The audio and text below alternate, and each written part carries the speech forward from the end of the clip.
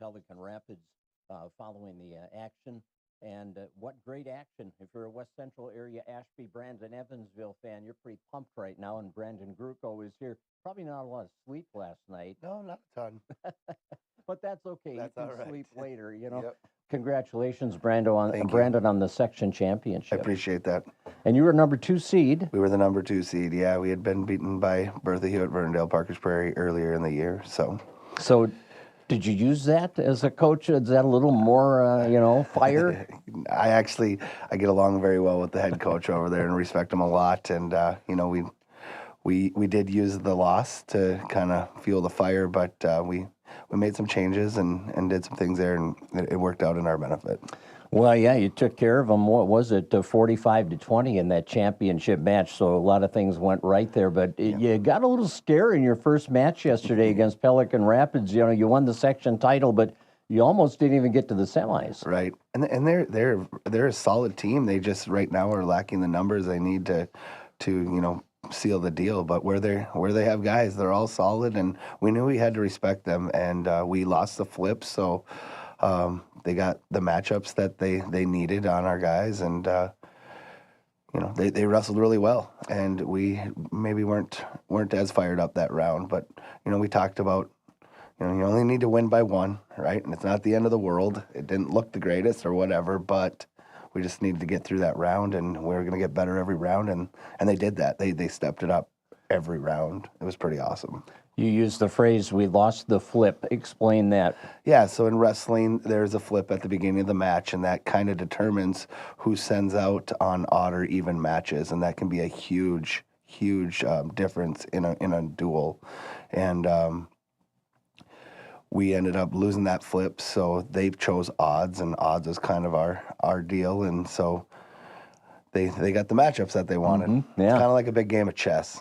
Boy, that's one thing that I love about sports. Every sport has that part, that element to it. Yep. Yeah, and Exactly. wrestling's certainly one of them. So, well, with that first match, you were down and 3 matches to go, and you needed to win all 3 matches, right, to get past Pelican? Yes, yep. And it's something that these 3 guys have kind of had to weigh on their shoulders throughout the season. Well, I should say 4, because we kind of mix things around in there, but I was pretty confident that we would get those. Just obviously when the pressure's on, not sealing down the pins can sometimes be tricky. But they all went out there and did that, and so it was pretty cool. And they did it convincingly. Those 3 guys. They all pinned their opponent. Are these 3 guys kind of all pinners? Are the guys that just go out and go for that pin every time? 2 of them, I would say, are usually always pinners, and 1 we get them out of them every once in a while. And last night we got one. So, all right, we're talking about Ezekiel Seekert and Jeremy Blasick and Freddie Munoz, who won those last 3. And just looking at things from an experience standpoint, you've got some guys there who've had some really good state experience too behind them. Yes, definitely, and that's been a huge deal just for them to have that prior knowledge and experience, and know what it takes to get there. And yeah. So a great win against Pelican Rapids. Was there a match on the way to those final 3, to that dramatic finish, that kind of went an opposite way at all, where you thought it was going to be yours and all of a sudden you're behind it and you have to really adjust? Or for Pelican, something happened there? Anything like that? I just had one of my wrestlers. He convinced me that he wanted revenge on another wrestler, and I was all in with him, and we gave him that opportunity. It didn't work out that way, so that was kind of a big swing there that we could have flip-flopped some things. And I did put another one of our wrestlers on a kid who we didn't have to wrestle him. We just did. We could have saved some points the other way. So maybe I got a little bit aggressive in the lineup, against him. Could have been a little bit more, and whatever. But conservative with the points, yeah. But it worked. Yeah. So. Well, a great start. But one thing in sports too, Brandon, is when you need to pick up your teammates sometimes. And has that been a kind of characteristic of this team, where they kind of, if they need to cover your back, they're going to be able to do it? Yeah, exactly. And they have been. it started back this summer. We put them into groups and pods and leaders and things like that, and they've been kind of just doing things throughout the whole, since last summer in through this fall, into this winter, just team bonding things and kind of taking care of each other. And it's been helping out a lot with building that part of it, because that's a super important part. When you know that the guy in front of you, the guy behind you, wants to do the best for you and it's got your back when you need it, it definitely helps. And they've grown a lot throughout the summer and fall and winter with that. That's something, being a captain on the team and a leader on the team, you got to take that seriously. I mean, it's more than just I'm a captain, you got to be a leader out there. Yeah, and that's what we're trying to do. And that's what we're trying to build, help them with that, because a lot of times they think it's just the guy who walks out on the mat and does the coin flip and whatever. We're trying to teach them all those things too. Yeah. So in wrestling, where you have such a wide variety, it starts at 107 and then 285. You got a lot of different sized kids out there.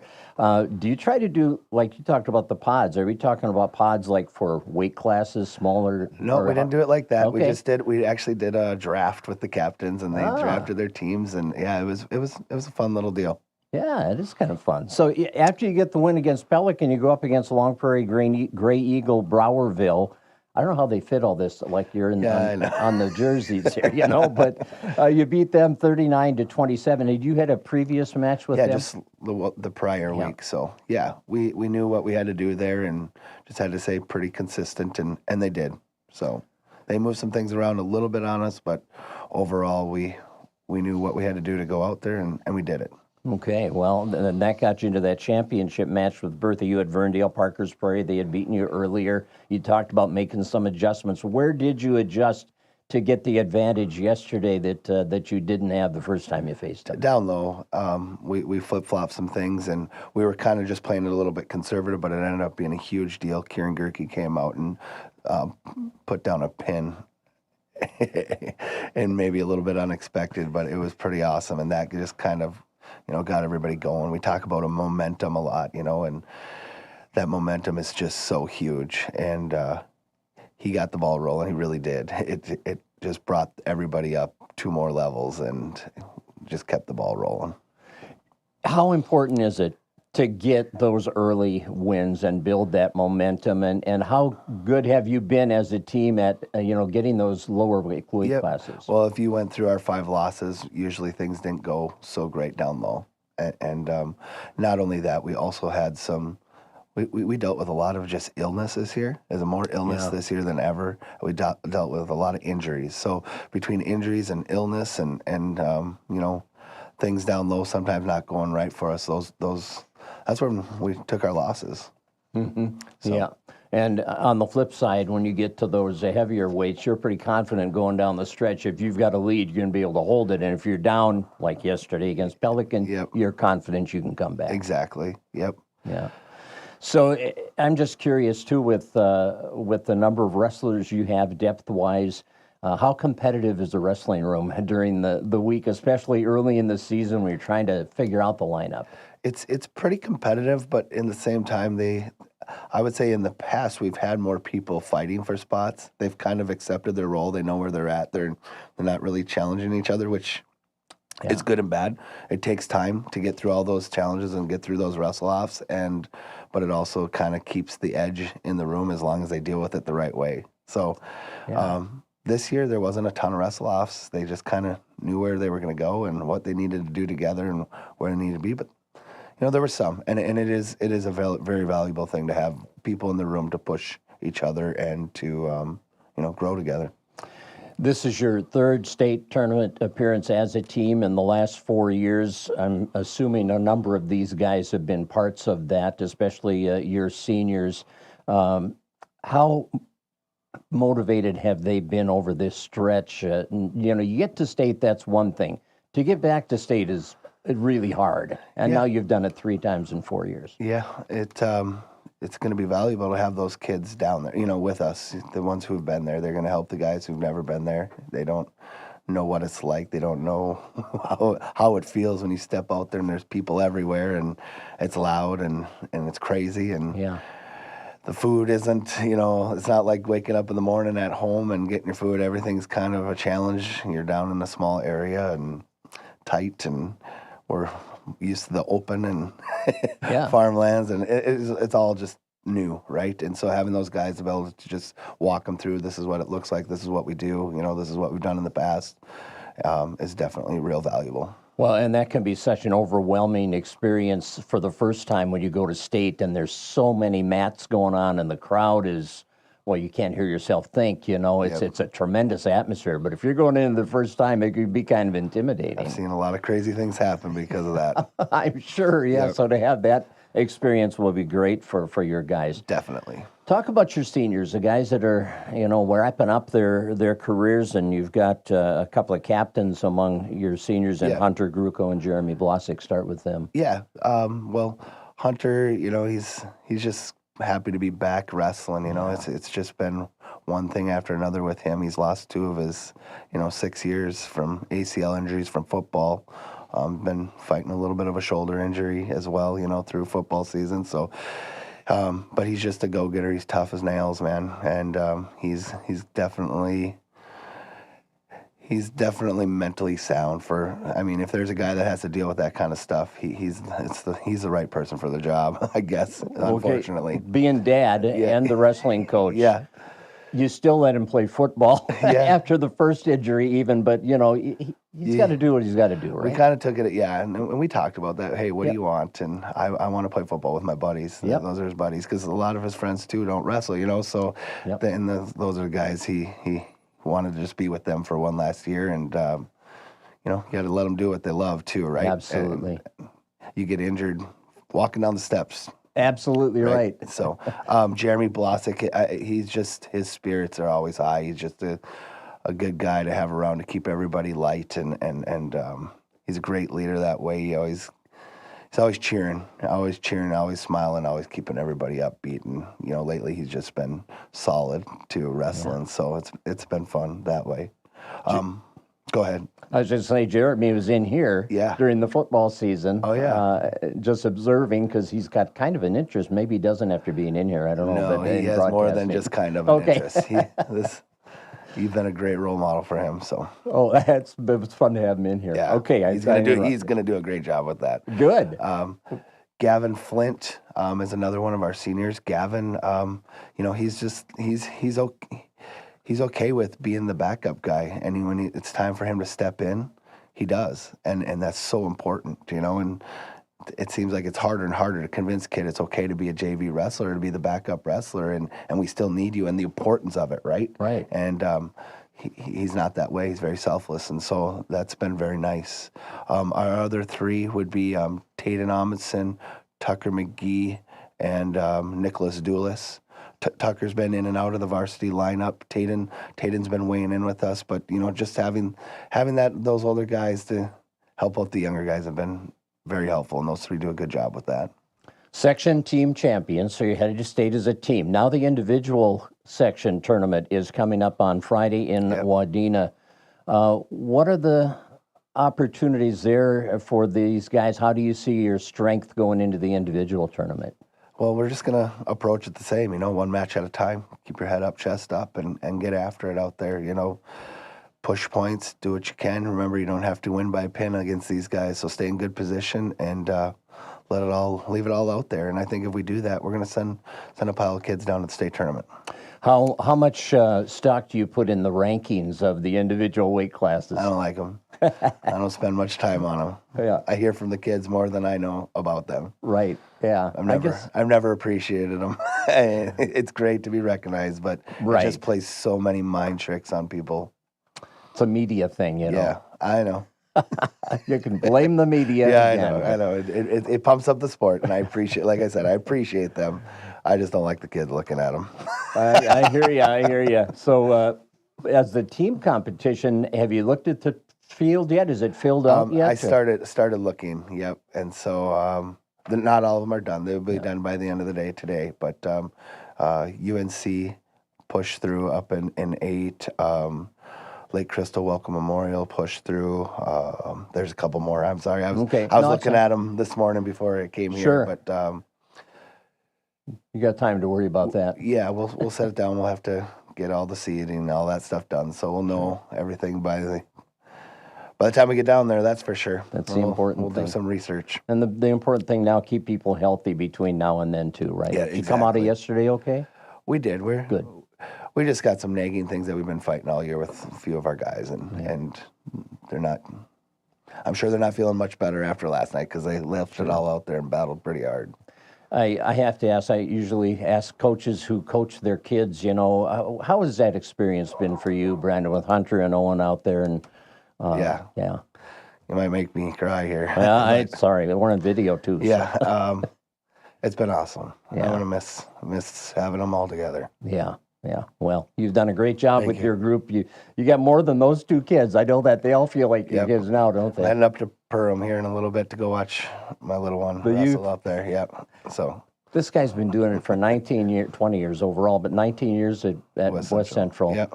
And he's every Saturday when the youth are going, you're there. I've tried to get him on here before, folks, but he's kind of committed to wrestling on Saturdays. So thanks for working your way in Appreciate today. that. And congratulations Thank again. you. That's awesome. Brandon Grucko, his team, the West Central area, Ashby, Brandon, Evansville Knights of the Section 6A Wrestling Champions for the third time in the last 4 years, and they're headed to state. We'll take a break. We're going to talk swimming on the other side of the break with Randy Hansen. Stay tuned. The Coaches Show continues on News Talk 1250 KBRF and streaming live through the Fergus Now app. Portions of today's program may be pre-recorded. Finding that missing shin guard, remembering whether it's a home or away game, getting the right kid to the right playing field on the right day. Why are simple things sometimes so complicated?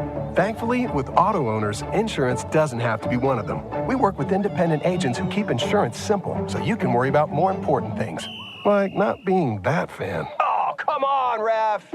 That's simple human sense.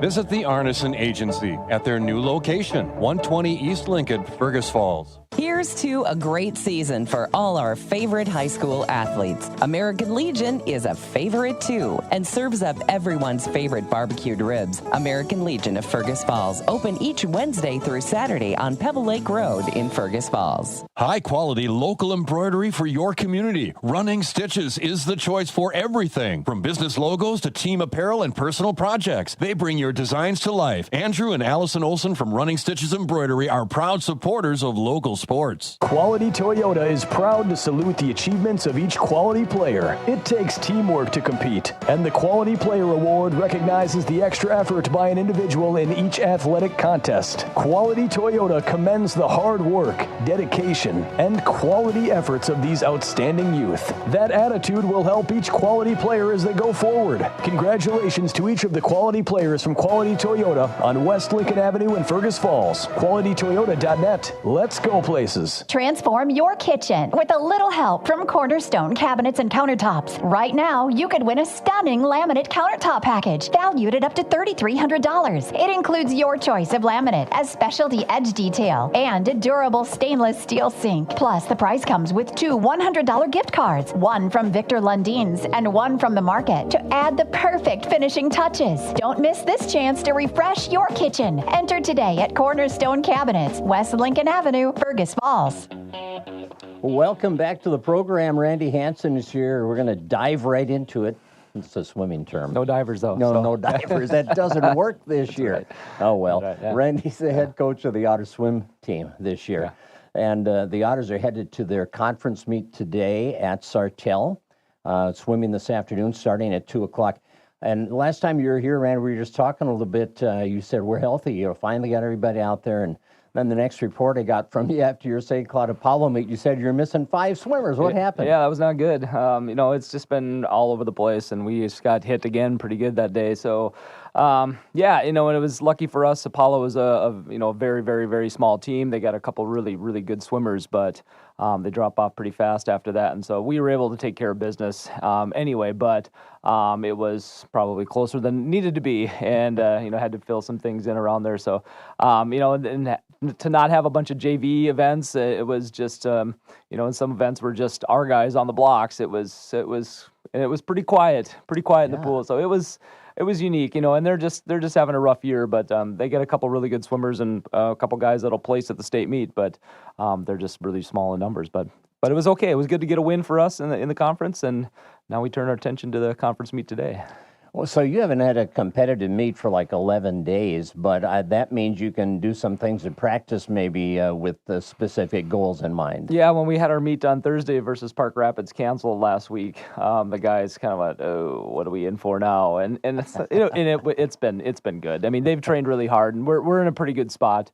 We still got one guy out. Gabe Carlson's been sick for a while again, and that puts a dent in our 200 free relay, but we can shuffle that around a little bit. But yeah, we've been training pretty hard. The guys that are there are healthy. We're ready to go, and we're going to swim well today, I think.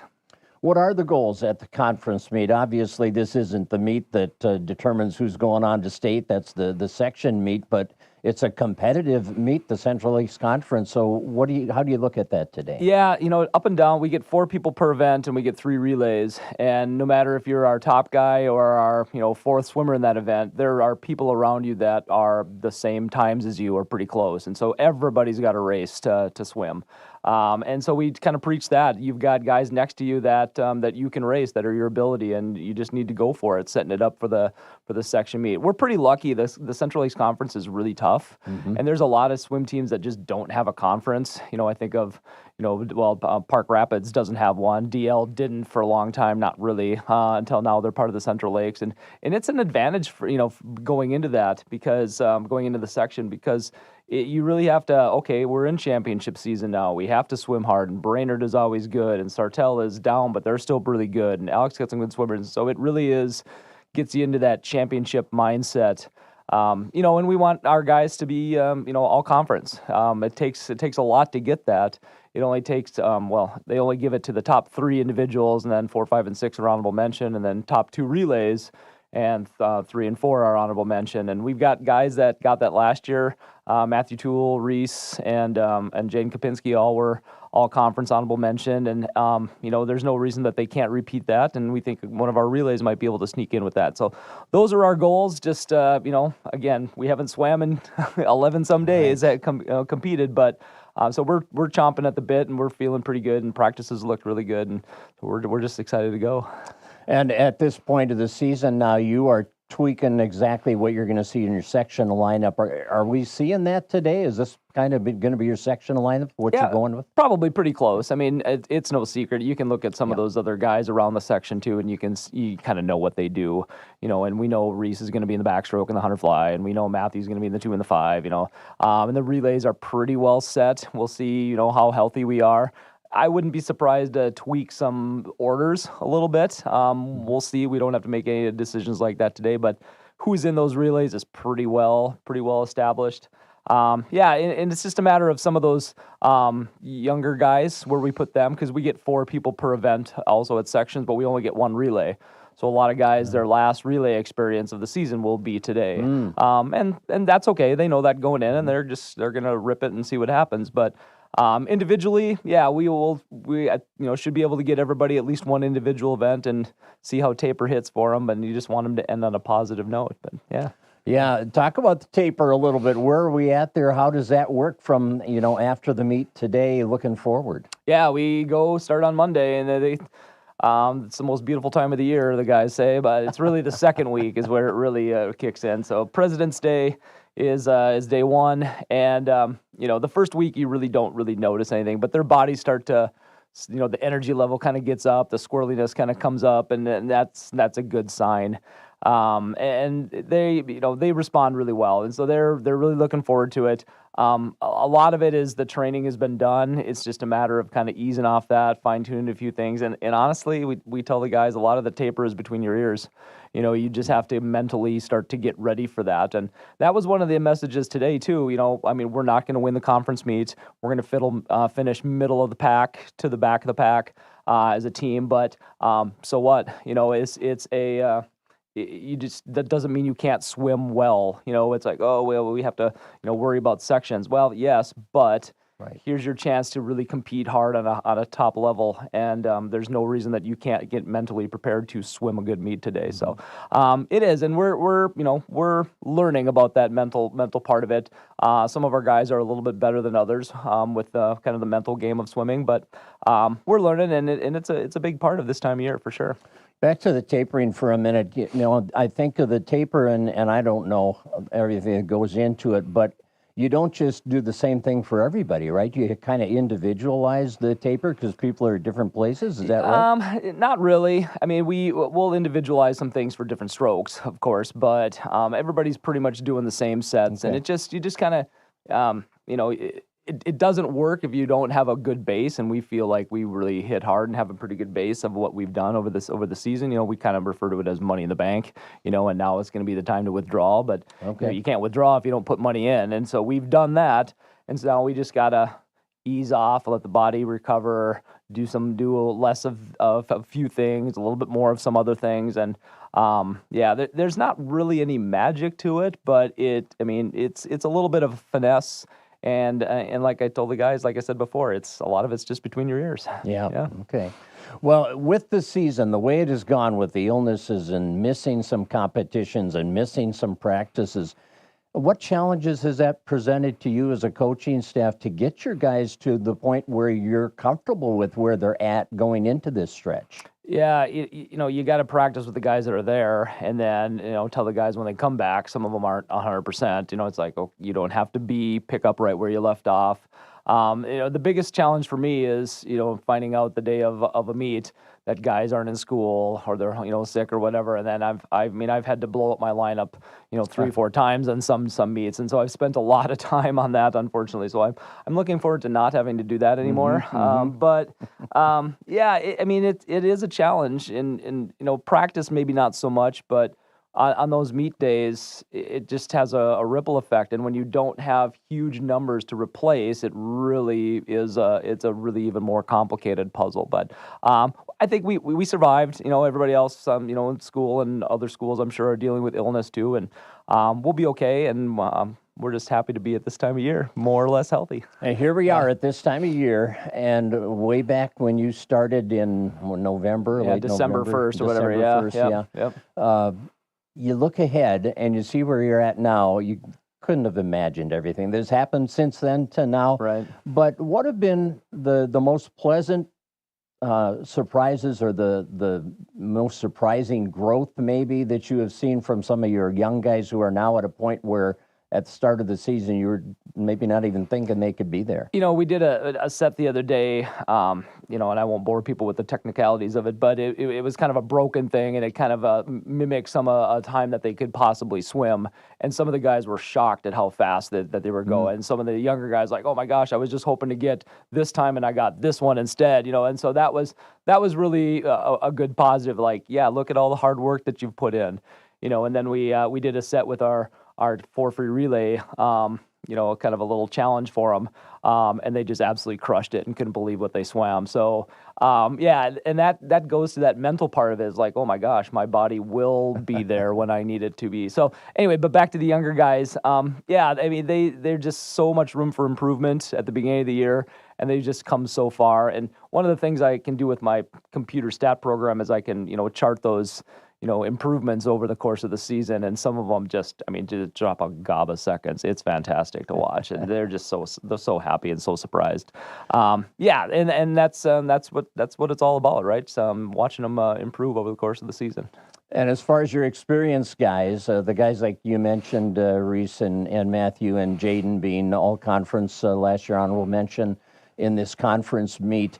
As far as where they are at right now compared to being there at this point last year or the year before, do you see a lot more confidence, a lot more, just desire to go out and improve themselves even more? Yeah, they've always had the desire, but Right. confidence for sure. They're just older, stronger, and they know that they can be there. They've kind of done that already. Jaden's still a sophomore. Ethan Strandy's still a sophomore. So, they're still young. But Matthew, Landon, Reese, those guys have been there, and they're still just juniors, but they were on the big stage last year, and they were, knocking it out of the park at the conference and section meets. So they know what they need to do, and they know that they're ahead of where they were last year. And that's where we want. And we wanted to get guys in the top 8 at this meet, and we've got a lot of guys in that last heat. You want to be in that fast heat, a lot of our guys are there, and it's just going to be a good day, I think. Well, I know Coach Uvas and I, for years, we'd talk about this conference meet is tougher than our section meet. Now, not that your section meet isn't going to be challenging and hard, but this is such a great preparatory meet for what you're going to see from here on. Yeah, for sure. You know, and Alec and DL are now all in our conference. Some of the teams are double A, so we won't see them ever again for the season. So yeah, and we've got just some outstanding swimmers. I mean, Sauk Rapids has got a stud. I've talked about the St. Cloud Tech kid; he's a stud. Apollo's got a stud. I mean, so they've got, and we've got good swimmers too. I don't want to discount our top guys, but it's going to be fun just to watch some of those, you know.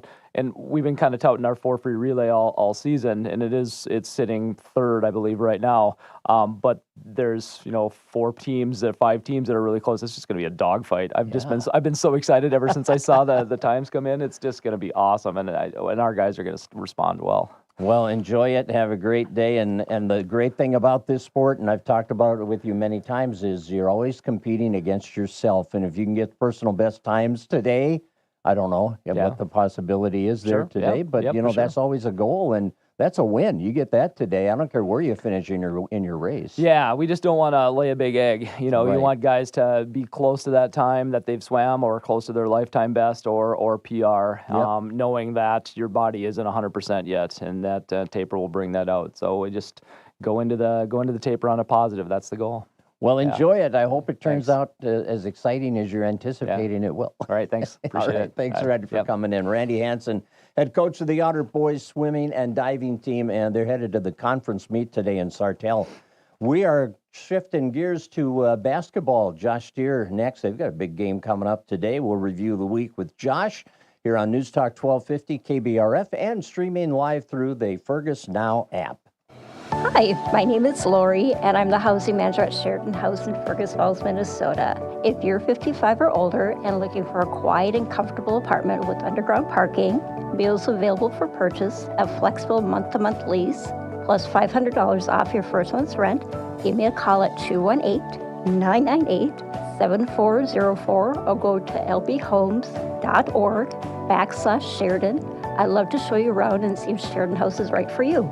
Quality Toyota is proud to salute the achievements of each quality player. It takes teamwork to compete, and the Quality Player Award recognizes the extra effort by an individual in each athletic contest. Quality Toyota commends the hard work, dedication, and quality efforts of these outstanding youth. That attitude will help each quality player as they go forward. Congratulations to each of the quality players from Quality Toyota on West Lincoln Avenue in Fergus Falls. QualityToyota.net. Let's go places. Hi, this is Pam Luxfeld, and I would just like to share what a great experience I had working with Cornerstone Cabinets. Originally, we looked at doing a total kitchen remodel, but it was hard to think about removing cupboards that were still in great shape and serve their purpose. I knew I still wanted to do something, so we downsized our project to just updating our countertop and replacing the sink and faucet. Amanda was great to work with me. Mike and his crew did a great job designing my countertop and installing the undermount sink. I would recommend you contacting them for your next project, whether it be big or small. Cornerstone Cabinets and Countertops in their new location next to Quality Toyota on Lincoln Avenue.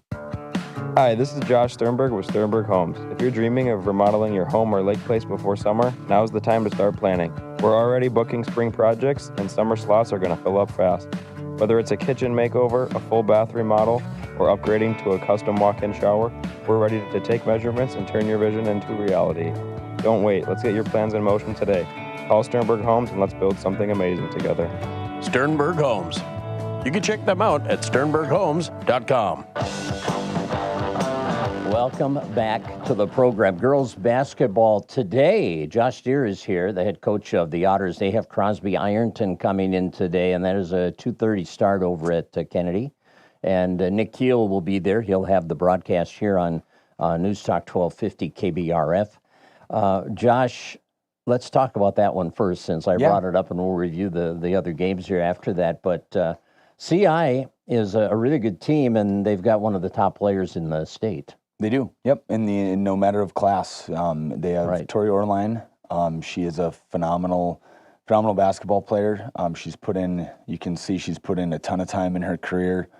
She scored over 4,000 points. Her and Madden Greenway from Providence Academy are kind of going back and forth for who's the leading scorer in the state, and they're both juniors. So wow, really exciting for them.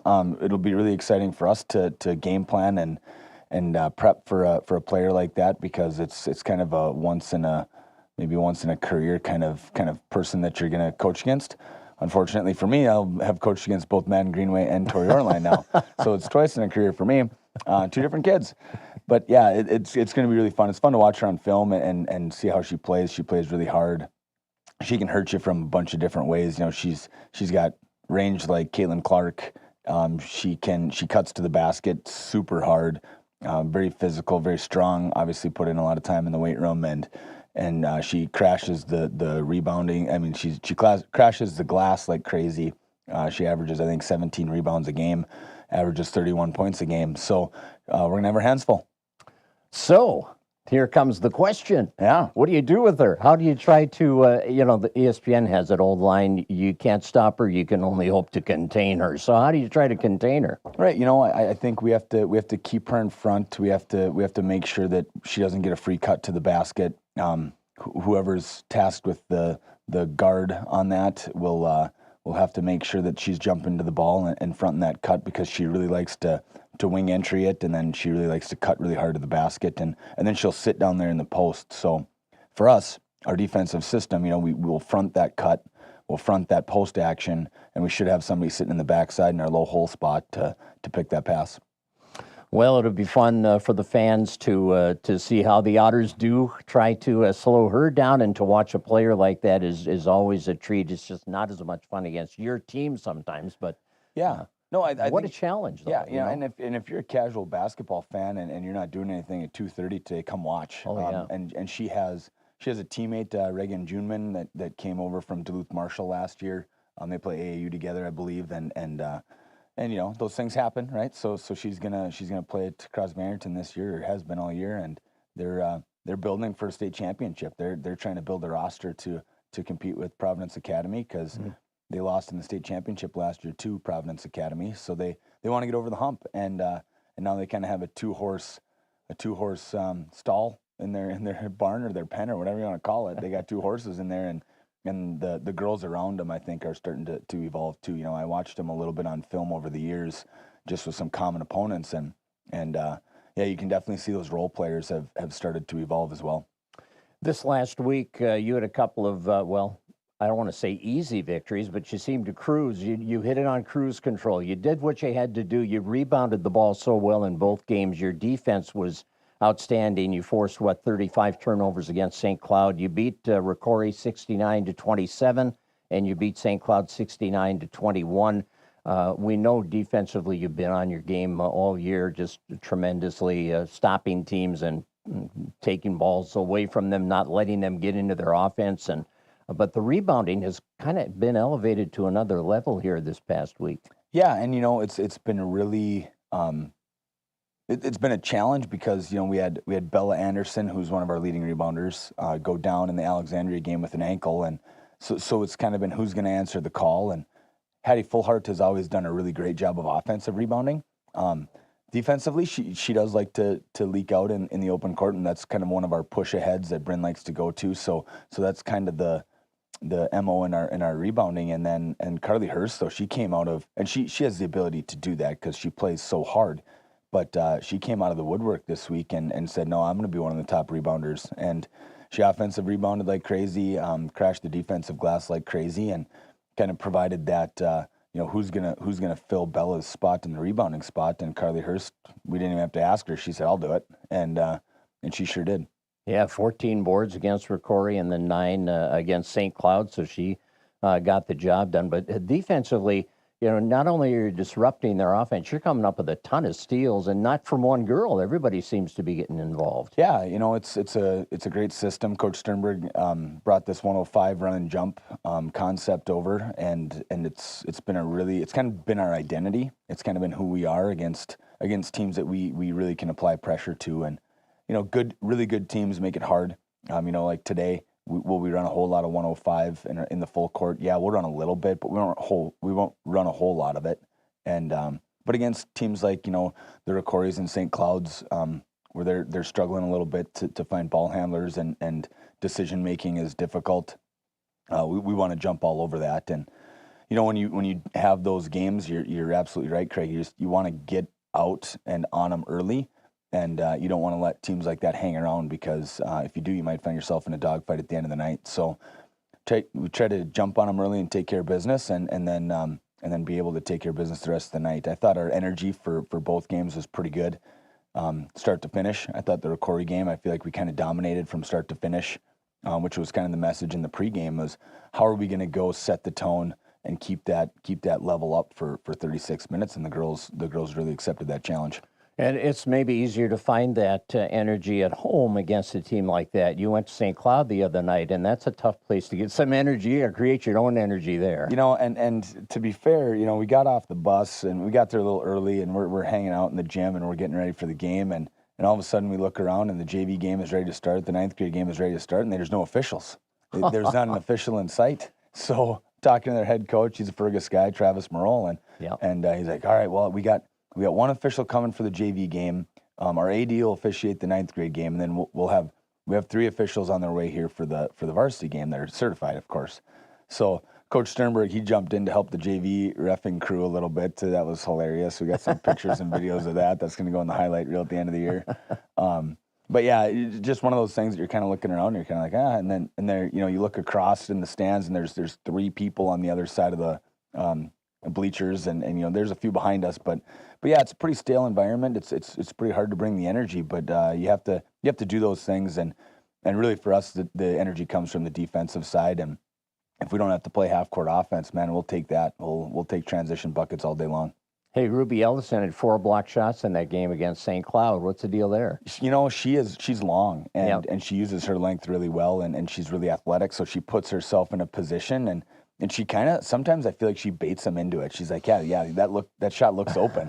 Take it, and then she swats it. So it's really fun to see her add that element to the defensive game in her toolbox. So, I feel like defensively we're long enough to cause some problems. I think we're athletic enough to cause some problems too.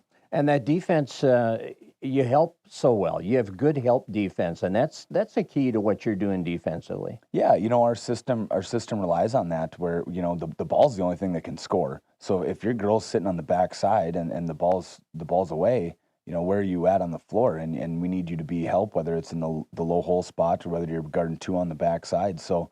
And then we use our athleticism to move on airtime. As soon as that ball leaves that girl's hands on a pass or a shot, we got to move, we got to find work. And I feel like that's really been a work in progress. And the girls have really improved as years gone on as far as finding work as soon as the ball's up. Talked about Bella being out, and Julie Hychek has missed a few games with an illness, and that allowed Presley Warren, Reese Keel, a few more minutes out there in the varsity game. How have they responded to the extra court time? Yeah, I think really well. Presley's stepped into a starting spot right now, and she seems to have embraced it. I feel like she's just a worker, and she puts her head down and says, you know what, I'm just going to play. It doesn't matter if I'm coming off the bench. It doesn't matter if I'm starting. It doesn't matter if it's a JV game. I'm just going to play really hard, and she's really athletic as a freshman. So we'll take that, and she's really embraced the role. We've had to coach her up on. This is what we need from you. This is what you got to do. And Reese Keel's been getting a few more minutes now too, and it's been good to see her kind of attack the basket a little bit more. And she's still figuring some things out, but she's getting there. And we only have a week left before playoffs start, so time is kind of running out. That hourglass is getting pretty full on the bottom, and but we're giving these girls as many opportunities as we can. And it's been fun to see Elizabeth Klinert get a few minutes, and then we're getting Morgan Welly and Ari Kruger, the seniors, some minutes too in some of these games, and it's been fun to see them take advantage of those opportunities that they get.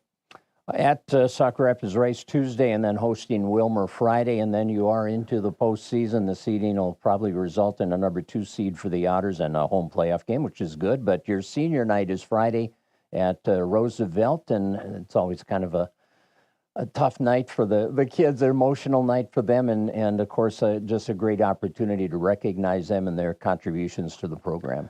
Yeah, so we'll recognize, Julie Hychek, Bryn Sternberg, Bella Anderson, Morgan Welly, Ari Kruger, and our manager, Addie Curry.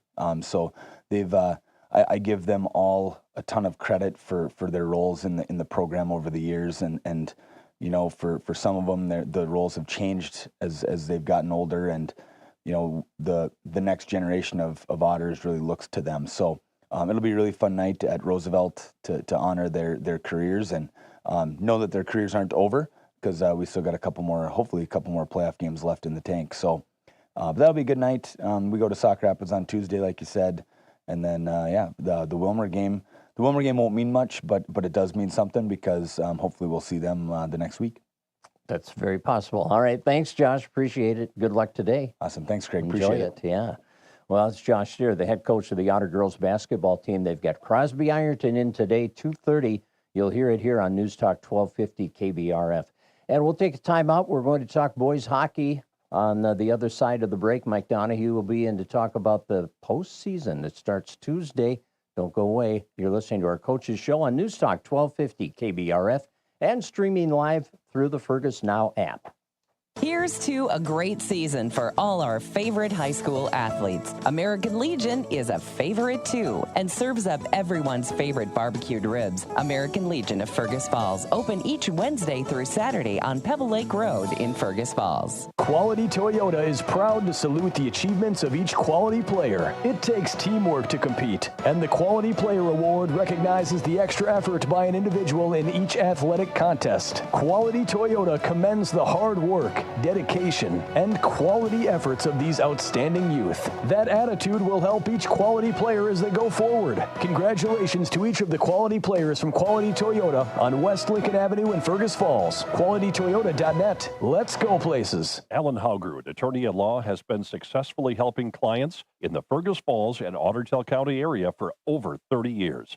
Alan Haugrud specializes in family law, estate planning, business law, general practice, and bankruptcy. When you need an experienced attorney to handle your concerns, contact Alan Haugrud for a free initial consultation today. 998-4299. Alan Haugrud, attorney at law, 121 East Lincoln Avenue, downtown Fergus Falls. CPAs that are certified to win. Smith and Sam. Smith and Sam Limited. When you're on a trip and you're not sure how to navigate towards your destination, chances are you use a GPS. And when it comes to accounting, think of Smith & Sem as your GPS for bookkeeping. Smith & Sem will always guide you through the best path for your business needs. Smith & Sem, your numbers team, Fergus Falls. Welcome back. We're talking hockey. Mike Donahue's here, head coach of the Otter boys hockey team here. I was hoping Mike knew something, but he doesn't, because, I mean, he knows something. I don't know much. You can ask a few people that. He just doesn't know who he plays yet on Tuesday. It looks like Wilmer, but the seeding has not been done yet. Hopefully we'll know sometime this morning, I would think, and waiting for an email come out from Derek, as he's the section liaison. So I know as of yesterday, there were a couple coaches that had their votes in already, and the deadline was today. Yeah. Okay. So we know you're going to play at home. That's the big thing. That at the start of the year, that's one of your goals, isn't it? Every year, get that home playoff game. Yeah, get that first round at home. That's definitely a goal coming into the season, and the kids have worked hard to achieve that. Just we have kind of a unofficial coaches meeting last Wednesday night with all of our section guys. So it really looks like we'll probably be the 3 seed. It's just depending how those other seeds fall in and who our opponent would be. And that seed, number 3 seed, was determined the other night when Alexandria beat you 5-3, because you were in a fight with them for 2 and 3, right? Yeah, it was kind of an important game, I think, that night to kind of solidify a 2 or 3 seed there. Well, and they came out, they put 49 shots on goal that night, and Holden Stenstrom stopped 44 of them, and they got a couple late in the game to get that 3-3 tie gone there and win it 5-3. But overall, where were the Cardinals hurting you? What was happening there as far as the shots that they were getting? Were they all pretty quality shots they were getting? They shot the puck a lot that night, I think, from all over the rink. Where they beat us was really net front. I think we gave up 3 right from around the paint area. So that was just an area now that you look at it, now we got to learn to defend better there. Earlier in the season, we felt up top defending the blue line with our wings and taking care of the opponent's defenseman was an important part of the rink. And as we worked and focused on that, our wings did a great job taking away the Alex D. They usually generate a lot of offense from out there, so those guys really did a nice job. And then we just lost the net front battle that night. So now you go back to the drawing board. You shore up one area of the game and show up another area that we were a little bit deficient in that night. And, that's something we got after yesterday in practice. Second period was pretty competitive there. You were down 1-0. You scored less than a minute into the second period and then battled back and forth, answering goals there to make it. I think Alec took a lead there, a 4-2 lead late in that second period, and you cut it to 4-3 to get right back in there. So you had a lot of fight in that second period, back and forth. Yeah, our guys go. There's no question about it. They doesn't matter what the score is. We're going to keep coming. We're going to keep going. And it seems to be once we can find a way to get that first goal, that really sparks our guys. And so we really give them credit for that, to be able to claw back into that hockey game. And in that third period, it's a 1-goal game, and you understand how important that next one is, and needing to be able to make that next play. Well, and Alex scored like 42 seconds into the third, which kind of made it tougher on you. Gave it a 2-goal lead, but there was still plenty of period left, plenty of game left. Yeah, for sure. Just a couple of times we needed to take care of the puck, I think, a little bit better, and just make a couple harder, stronger plays on the puck, and those things happen. You play a good opponent that forces you to make quick decisions, make fast decisions. That's how you create turnovers in the game, and Alec was able to do that. Some of the stuff that kind of jumped out at me from that game on your report, or the game report, was your young guys again here. Luke Johnson and Caden Zender scored. Both of their goals were assisted by the same guys, Parker Tilke and Brody Krine. So it's encouraging, isn't it, as a head coach, to see these young guys in the maturation process at the varsity level. They seem to be playing a lot more confidently right now. Yeah, and it's just they've caught up to the speed of the game, I think. The last 2 to 3 weeks, they've been really fun to watch. They bring a lot of energy. Lukey brings a lot of energy. It's not often you have to try to tell a player to slow down, but there's times during the game where you have to slow down. There's a timing component and a spatial component to the game that takes with some time to learn. When do I go? When do I slow down? Where do I need to buy some ice and to create more time and space for myself, where I don't get jammed up so much either with the opponent or with my own teammate, where now we've lost that spatial part of our game. So as they've been working together, and it takes some chemistry and some time, that part of that game has really come along. And you mentioned Brody. He's been so steady for us. As he really worked his way into the lineup throughout the season, and it seems we moved him to forward for a few games, and then we transitioned. Tanner was sick that night, so he wasn't in the lineup for us. So we were down a guy, and when you throw a guy in there, it's Brody. It's not like you're down a guy; you're down a body. But the way that he's been able to play and elevate his game has just been outstanding for us. That's not something you want to keep doing, Mike. Seems like every night you got to make an adjustment to your lineup because somebody's out with an illness. It's just been going on all year. Yeah, it is. And, it's been the nature of it. And, I listened to Randy just talk, and he's adjusting a lineup the 2 hours before a swim meet. I think that sounds like a bigger challenge than maybe we have when we have some bodies. But so, no, it's just been good. The guys, they show up at the rink, and what you ask of them, and whatever their role happens to be, they just give you a nod, and they get out there and get after it. Next man up has kind of been the thing, hasn't it? That's one of the things that we've heard in sports over the last couple of decades, more than we used to hear it, I guess. But it's so true in every sport at every level. You got to be ready to go. Well, and the important part is your preparation, right? You might be a D today, but those practice times, and you're talking about roles and responsibilities, whether it's a center or a wing or your D-man. Hopefully you're paying attention. So if your number gets called to have to go fill in a slot, you understand what's expected of you. Brant Sherman got a goal that night for you. Brant has sure come on strong this year. Well, both the Sherman, you've had some really good play from them and answering the call. Yeah, they're just so steady and consistent. They're not going to blow you out of the water with any film or highlight reels. They're not making ESPN. Right. Or might be with a key block shot or they bring a real physical aspect that you need from a defenseman. When teams can dance across your blue line or have confidence holding the puck, a team's offense can really start to flourish in a hurry. But when you get a couple defensemen that aren't afraid to step up and give a guy a little lick at the blue line or come down the wall, and that slows a team down offensively, and that's a component that you always need back there on the blue line. Thursday night, you went to DL, and the Lakers had a 3-goal second period, overcame an early 1-0 deficit to take the lead, and wound up winning the game by a score of 4-2. It seemed like one line did most of the damage for them.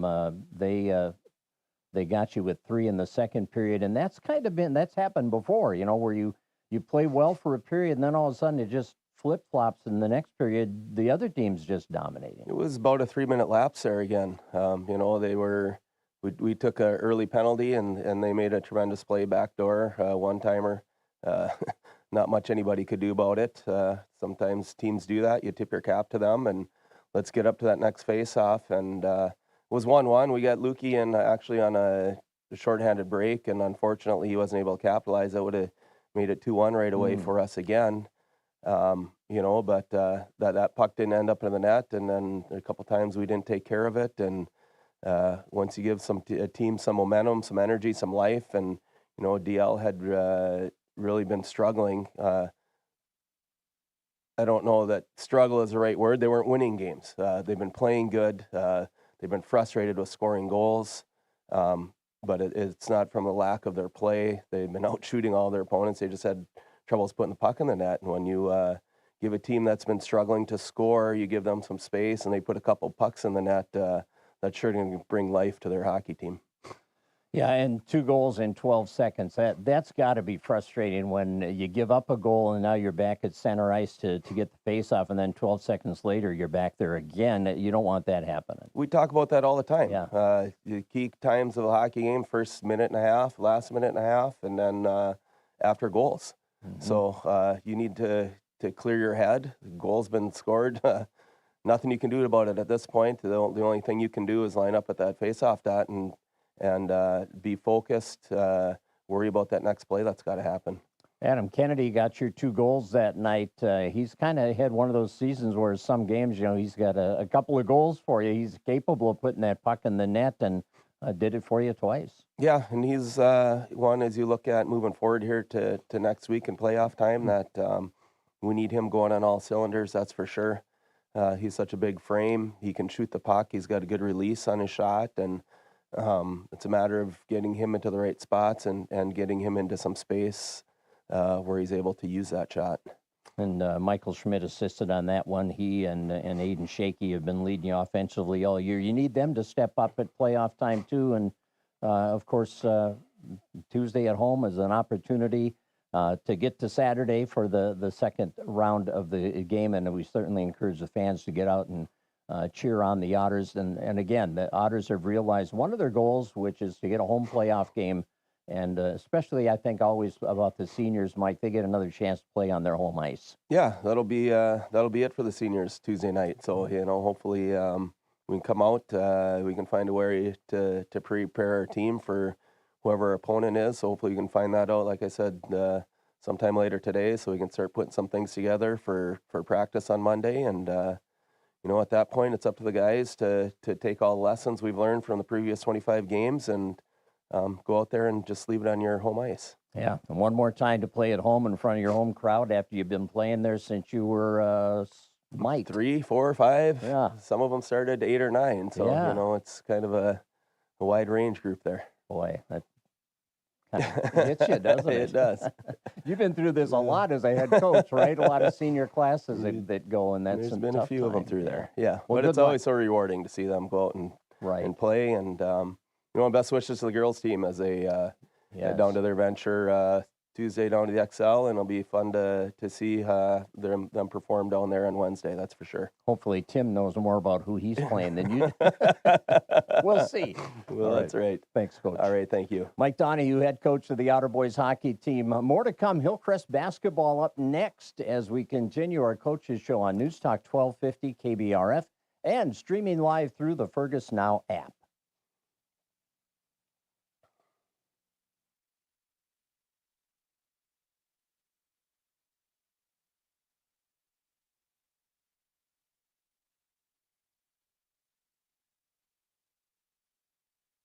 Embroidery for your community. Running Stitches is the choice for everything, from business logos to team apparel and personal projects. They bring your designs to life. Andrew and Allison Olson from Running Stitches Embroidery are proud supporters of local sports.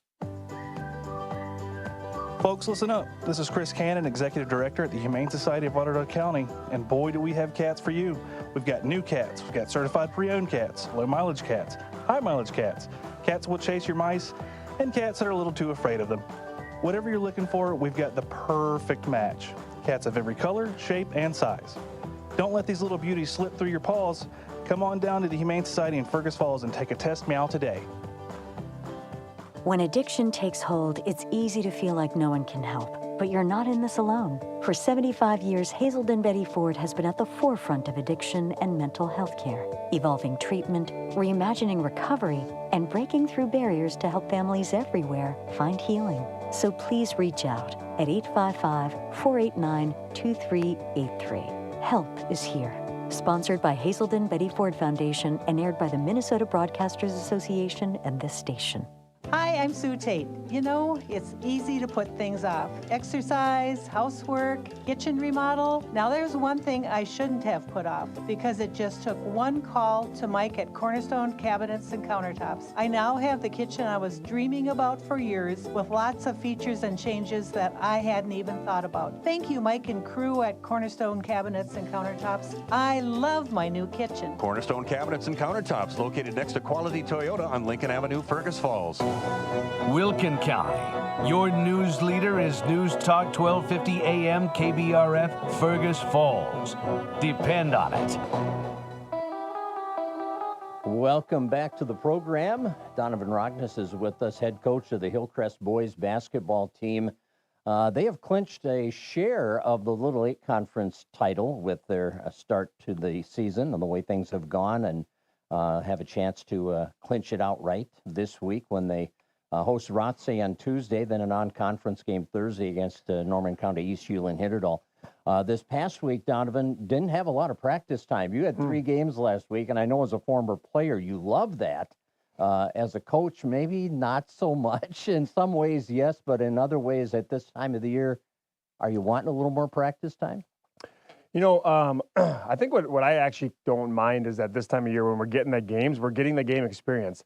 And all of our games most of our games seem to be pretty tight. And so we get that opportunity to continue to learn how to play in tight situations. And I think our boys keep getting better with game experience.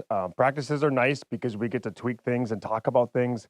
But the last 3 weeks, we played 9 games. And, and we battled through it, and it went well. So, I mean, we're happy.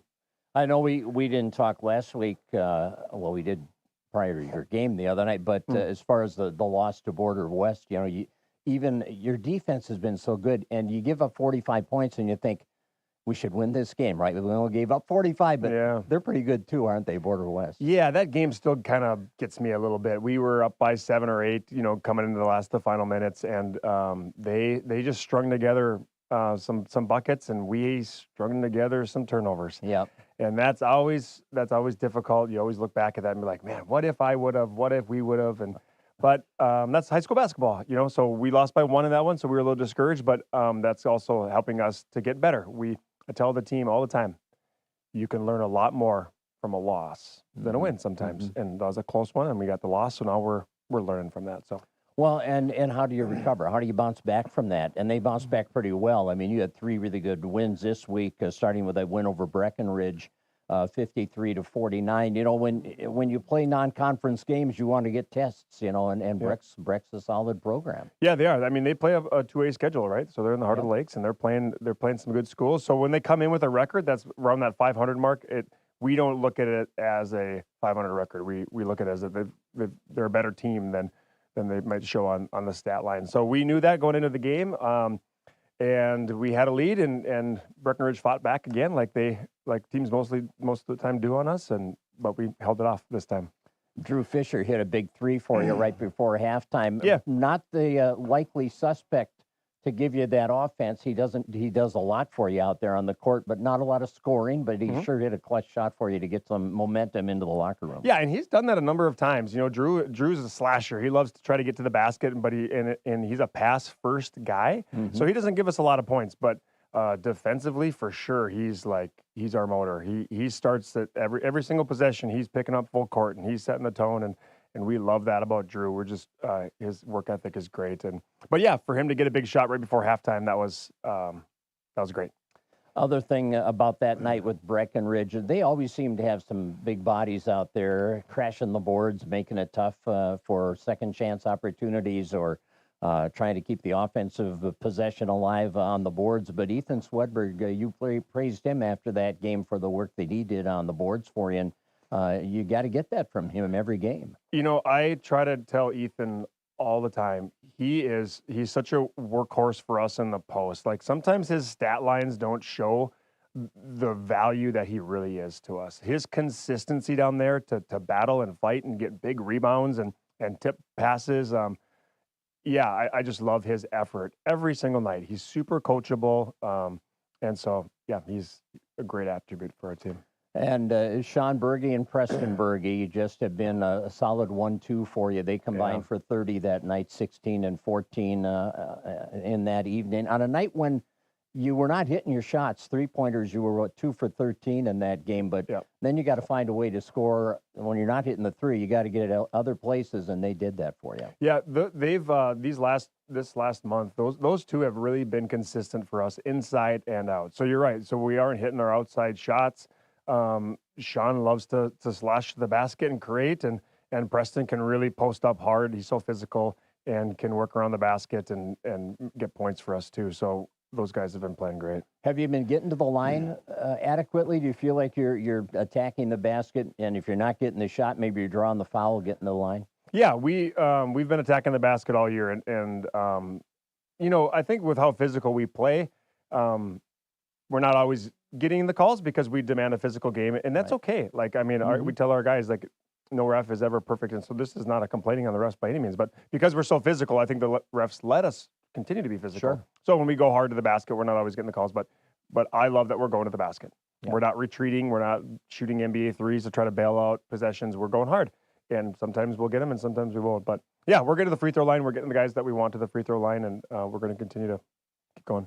Well, in that win over Breck, only a 4-point win, but free throws were important down the stretch. You made 5 out of 7 down the stretch, so you get to the line, then you want to knock them down, right? Yeah, right. We get the ball in the hands of the guys that we want at the end of the game, and we got some high percentage free throw shooters, and we know who they are, and so try to get them the ball and play the game.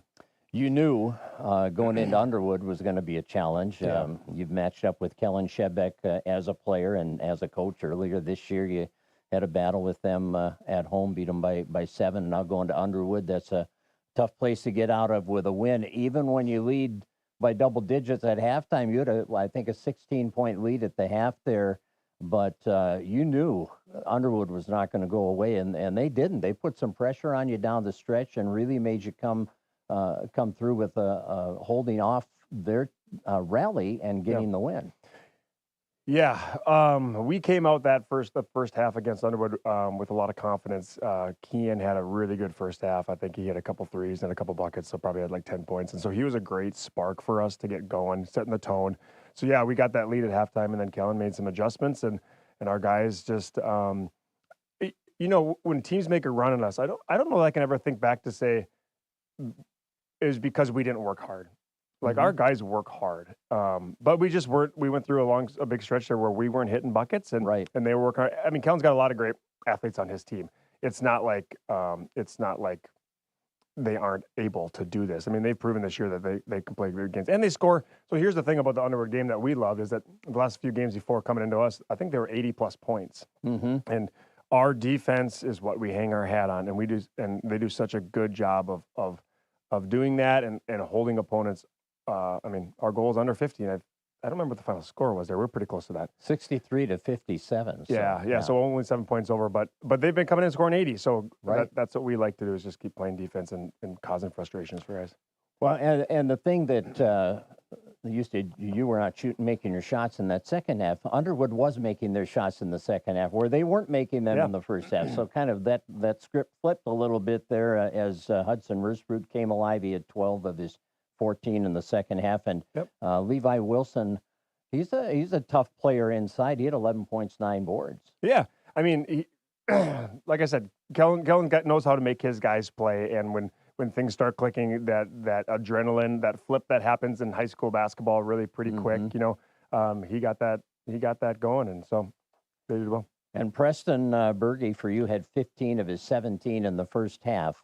And, you know, that happens, like you're talking about adjustments, you know. Well, obviously, Underwood did some things in the second half to kind of limit Preston's effectiveness offensively because he was killing him in the first half. Yeah, and Preston is one of those guys that when he recognizes that he's scoring points and he starts to getting that double team, he is so happy to pass the ball. He doesn't force it, right? So when you see, and this happened even last night, and we'll probably talk about that, but when he has a big first half and other teams make an adjustment on him, he's not forcing the ball. Like he knows how to play team basketball. So he might not have as much points in the second half, but he has equally as much impact in the second half. So I love that about his game.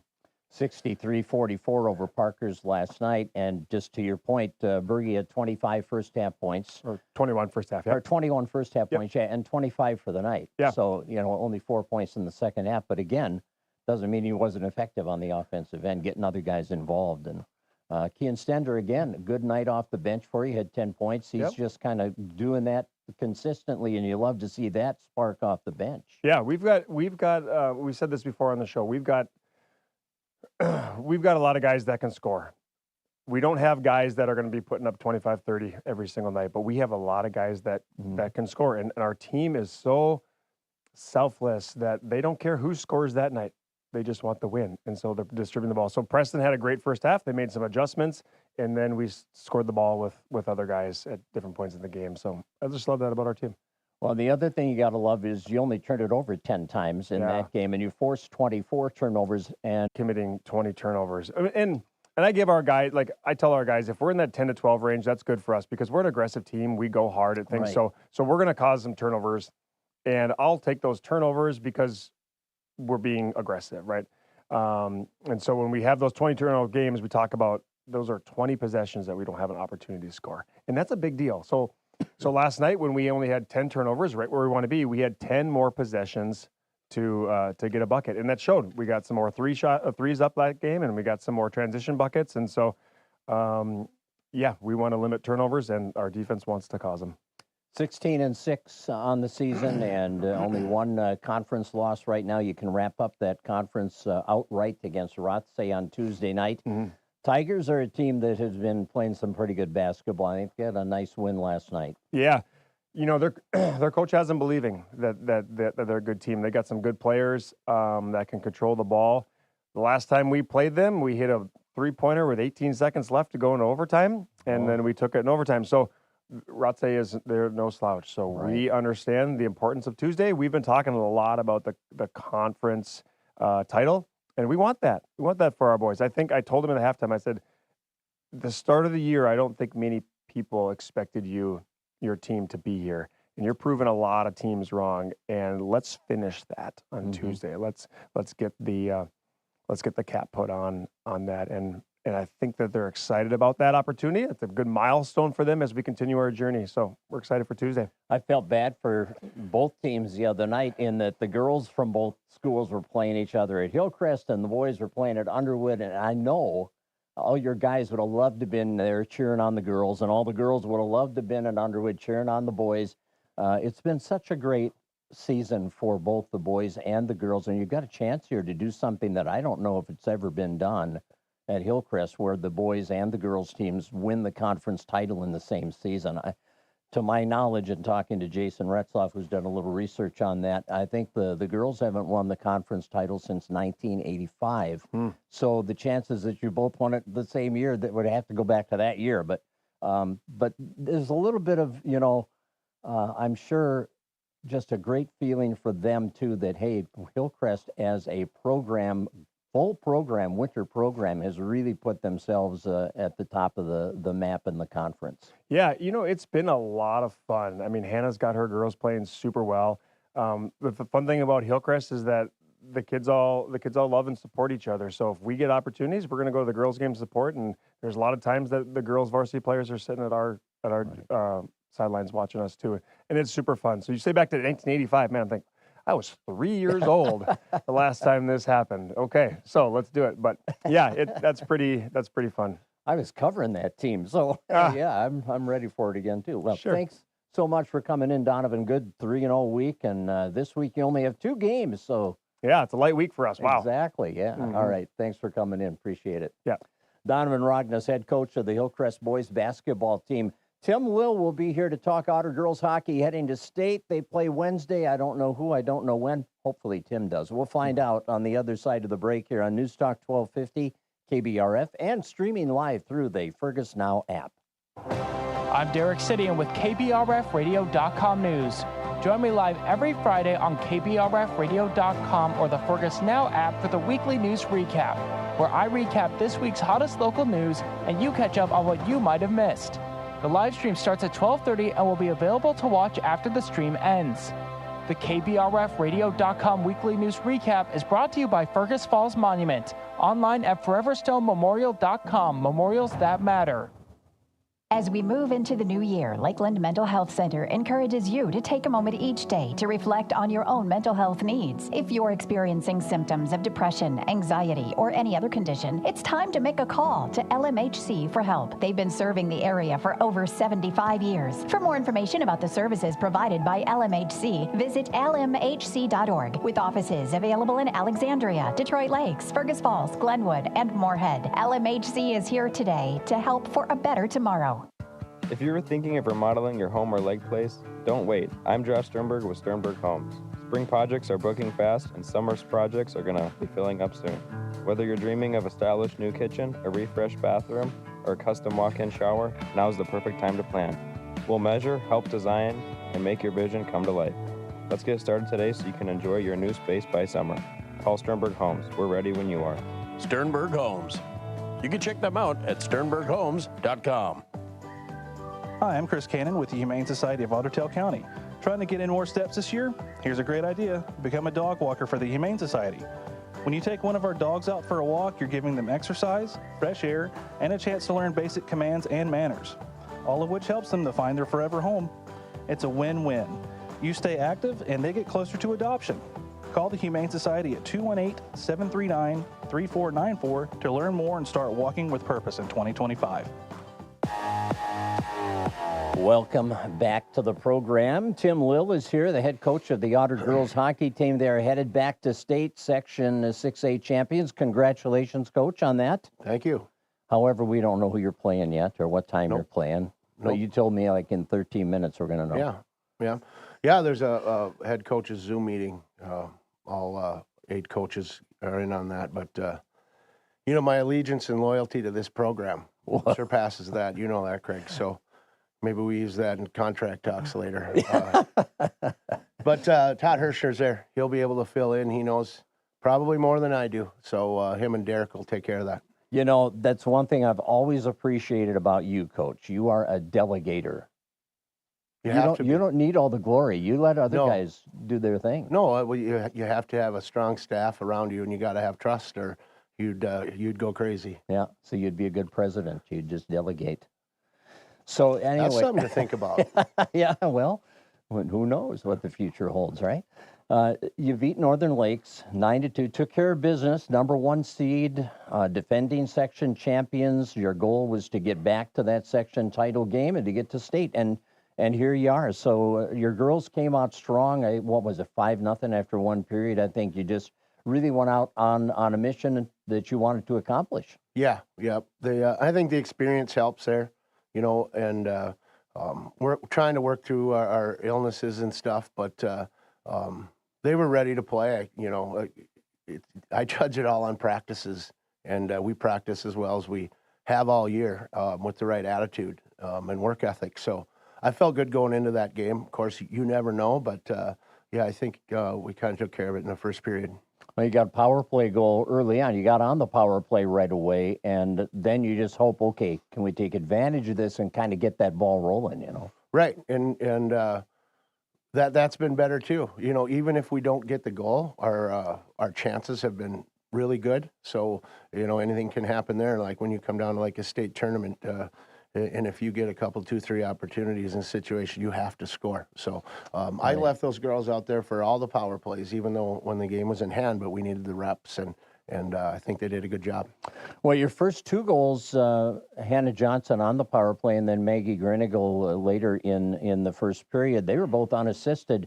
And I think that's something you have too with this mix of girls. You've got girls who can create for themselves. Hannah does. Yeah, I think that was a 1-on-4 or something. I can't get her to dump it deep for my life, but it's hard to argue with because, I don't know, she can be off balance and she can have them draped over her back, and somehow she's been getting to the net. It's just a will, and so she got a nice one there, and Greenie's back there and really learning how to when to release it. And she's buying into blocker side instead of glove, and it's starting to produce for her, and it's fun to see her rip that shot.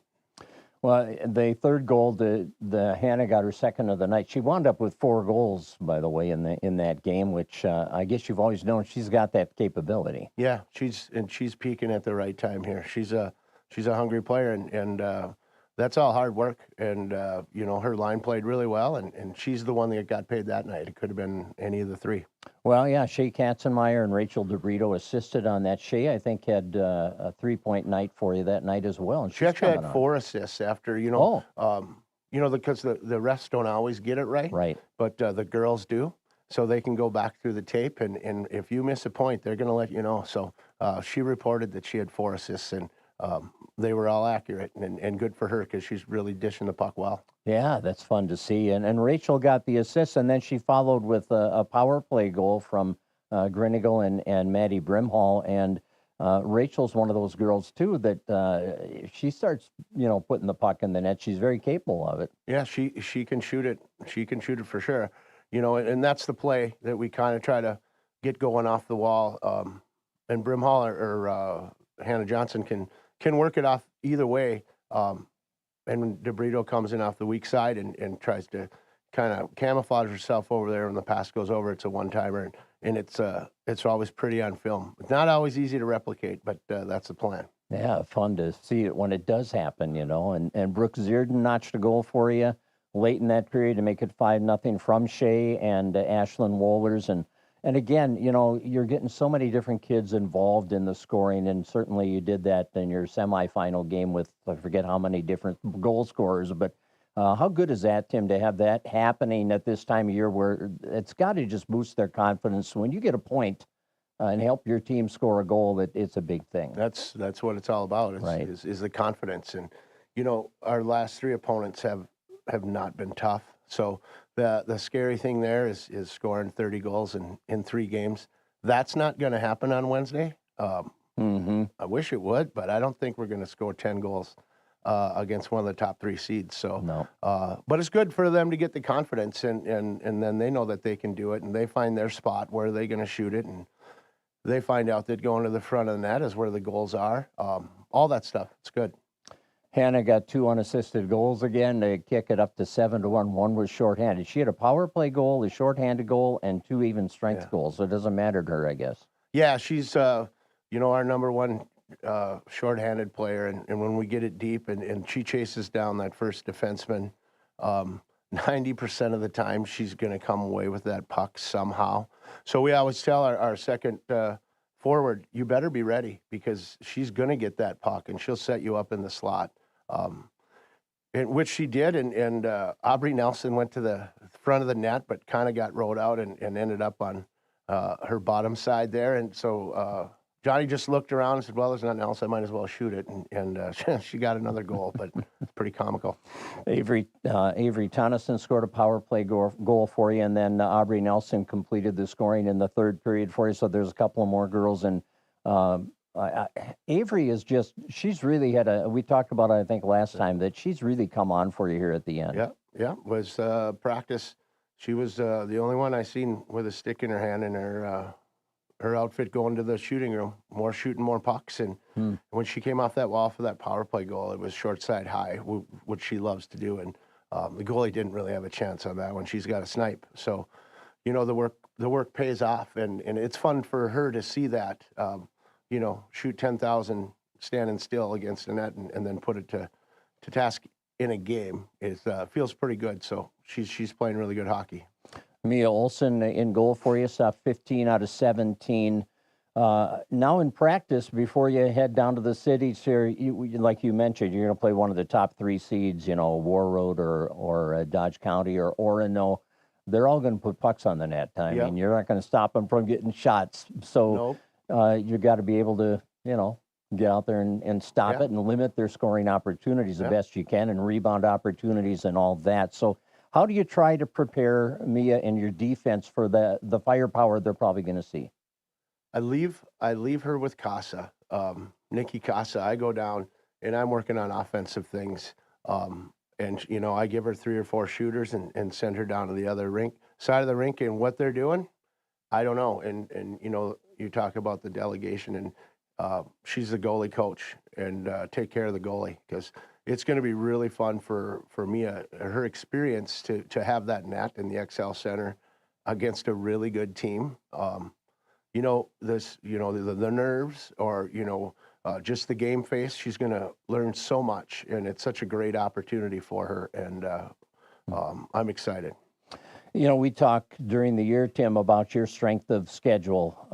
You have obviously your conference games that are locked in, but your non-conference schedule, when you have an opportunity to schedule teams, you want competitive teams. You want teams that are going to make you better. Teams like you're going to see at state, because your goal is to get to state, and you had good success there. So how much is that going to help you to have played the teams that you have played in your non-conference, even if they wind up in the L column? Sure. Well, that's the decision there is, you know, you schedule a tough one. Going into this and knowing what our situation was in the section is, all those games, if you want a good seeding, you know, you have to win, and you got to show up at the end of the year with a quality record. So every one of those games this year was like a playoff game, you know, and to let 3, 4, or 5 of them slip away, I knew that would hurt us here in about 5 minutes. But at the same time, we're getting the experience of playing tough teams, and that was the lessons. Is we came out on the short end of a lot of those, but I think we learned from every one of them, and hopefully we're playing our best hockey now. And you know, when you play a good team and they score and they score again, and you don't get to quit, you don't get to go away. You just gotta keep playing, and that's what we're gonna have to do Wednesday. Is I'm pretty certain we're not shutting anybody out on Wednesday. So they're gonna score, and we got to be able to bounce back and just be resilient. This week, there are going to be a lot of challenges, of course, on the ice, a lot of challenges off the ice, because you're going to have downtime. It's going to be a lot of together time. It's going to be a lot of fun things that they're going to have, good memories created here. But this whole week, you know, is one of those whirlwind type of weeks. How do you try to rein that in, just keep the enthusiasm focused? That's what's nice about being there the last 2 times. You know, the girls, they know what we're going into. When it starts with going to the elementary schools and walking through the halls, that's a blast. I love watching those little kids. Getting on the bus and the send-off and the banquet Tuesday night, and what we have to do to prepare, you know, mentally for our game on Wednesday, and we've seen it, so we know what's coming. Of course, it's hard to manage the emotions of it, but we know what's coming, and we'll have to be just ready to play Wednesday. Very good, Tim. Thanks. Good luck to the Otters. Let me know who you're playing as soon as you can, okay? I'll let you know. All right. Tim Will, head coach of the Otter girls hockey team, wrapping up our coaches show for today. We're back next week, 8 to 9:30, for another edition of the coaches show. Be sure to join us here on News Talk 1250 KBRF and streaming live on Saturday mornings through March 8th through the Fergus Now app. Have a great weekend.